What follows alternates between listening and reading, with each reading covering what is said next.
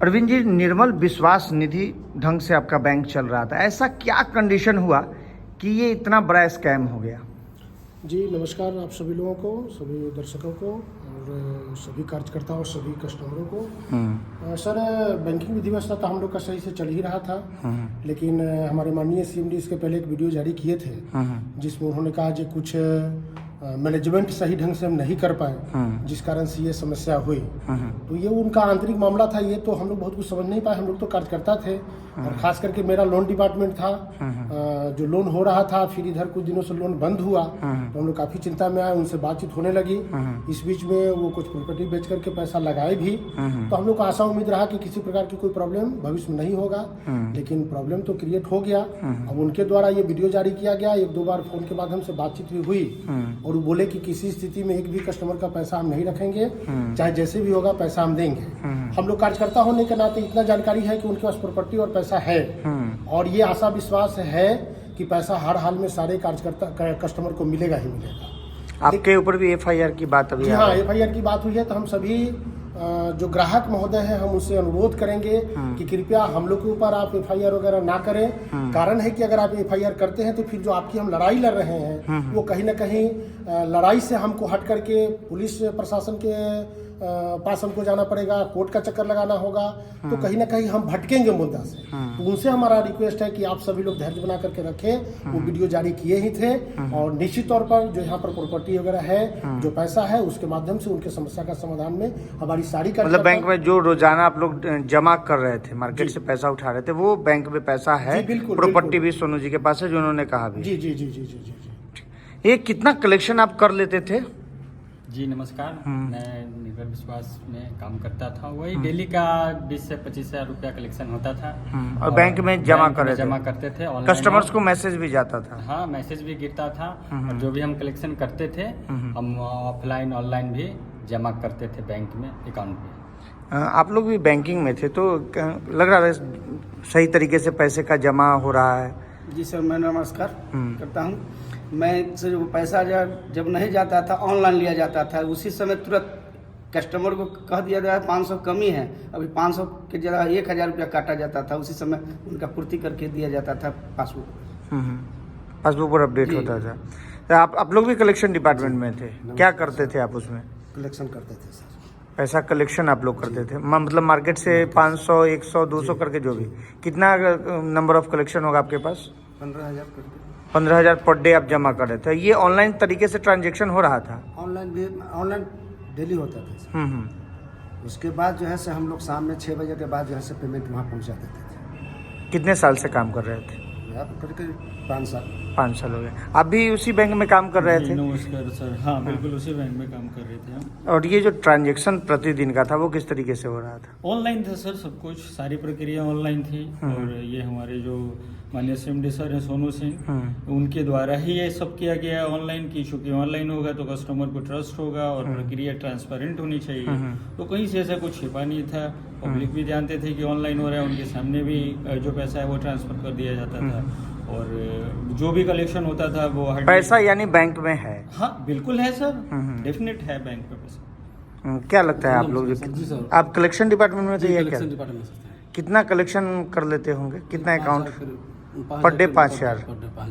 और ये सब पैसा मतलब बैंक में शाम में जमा होता था? जी, शाम में सब ऑनलाइन हम लोग अकाउंट पर सर के कस्टमर को मैसेज वगैरह सब जाता? मैसेज भी जाता था और माननीय सीएमडी सर को भी। कभी ऐसा लगा कि मतलब इस तरीके की स्थिति आएगी? नहीं सर, हम लोग को कभी भी ऐसा नहीं लगा कि हाँ बैंक ऐसा रास्ता पर आएगा, अभी तक नहीं लगा सर।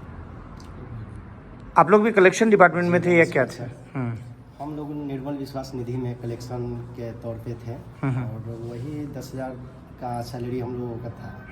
लगभग आज से 7-8 महीना पहले जो है हम लोग का पैसा भी नहीं मिलता था सही से, कलेक्शन का सैलरी समय से नहीं मिलता था।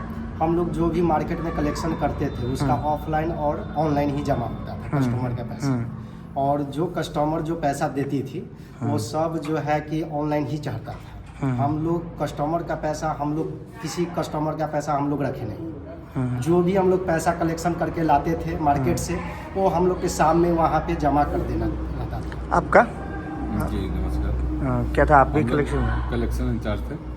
कितना पर डे कलेक्शन था आपका? 7-8 हज़ार रुपया कलेक्शन था हम लोग का। Per day? और डेली ये सब ऑनलाइन ऑफलाइन तरीके से जमा हो रहा था? डेली हो रहा था, उसका रिसीविंग भी है उनका। कस्टमर अभी क्या कहते हैं क्षेत्र में आप लोगों को?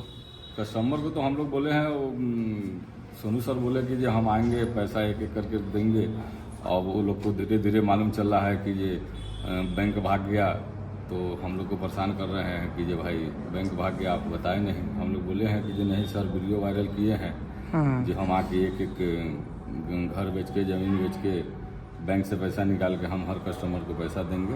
घबराए नहीं, धैर्य रखें, और इसी धैर्य के साथ हम लोग हैं। क्या चाहते हैं अभी आप लोग? जो हम लोग सब चाहते हैं कि पैसा हर ग्राहक को मिले, और हम लोग उसी प्रयास में है कि हर ग्राहक का हो। सोनू बाबू से कैसे रिक्वेस्ट करें, चाहे जैसे भी, हम लोग उसी प्रयास में लगे हुए हैं कि पैसा हर पैसा तो आपके बैंक में भी और प्रॉपर्टी भी है सोनू बाबू सर के पास प्रॉपर्टी भी है, ऐसा नहीं है जो कोनो रिफ्यूजी है। कोशिश ये हम लोग का है कि पैसा सब कस्टमर को मिलना चाहिए। सर हम तो काम करते थे, हम लगभग 6 महीना काम किए, लेकिन हमको सर जो बोले हैं भरोसा है, प्रॉपर्टी जो है वो बेच के देंगे। देखिए अब रह गया बात पब्लिक का जो बोल रहे हैं कि FIR करेंगे, तो अगर आप लोग से यही रिक्वेस्ट है कि आप लोग ये ना करें, क्योंकि अगर इसमें आप लोग फंसा दीजिएगा तो फिर आप लोग का लड़ाई कहीं ना कहीं रुक जाएगी, समझे। इसलिए आप लोग ये ना कीजिए, और हम लोग पूरा प्रयास में हैं, हम काम छोड़ चुके हैं, फिर भी हम लोग कस्टमर के लिए लड़ाई लड़ रहे हैं कि कैसे भी अपना करके कस्टमर का पैसा आ जाए, चाहे वो सर दे या प्रॉपर्टी उनका बेचा है, लेकिन पैसा कैसे आ जाए। क्या आप लोग किस डिपार्टमेंट में? हम भी कलेक्शन करते थे सर।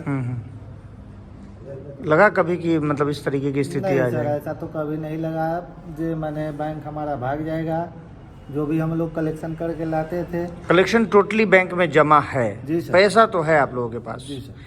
और प्रॉपर्टी भी है? प्रॉपर्टी भी है। सर ने कहा भी है कि पैसा वापस करेंगे, लेकिन अभी वो आ नहीं रहे हैं और केस हो रहा है जी। तो क्या पब्लिक को क्या अपील करेंगे? देखिए सर, हम लोग तो यही चाहते हैं जे सर आवे, और कंपनी के पास जो भी जथा है, जमीन है, घर है, जो भी कहे हैं, मान लो वीडियो में भी वो बोले थे जब हम जथा जमीन बेच के, खून बेच के भी जनता के पैसा देंगे, तो हमको तो यही गुजारिश है उनसे जो वो आवे, जनता के जो 1-1 रुपया जो भी है वो अपना प्रॉपर्टी बेच के दे।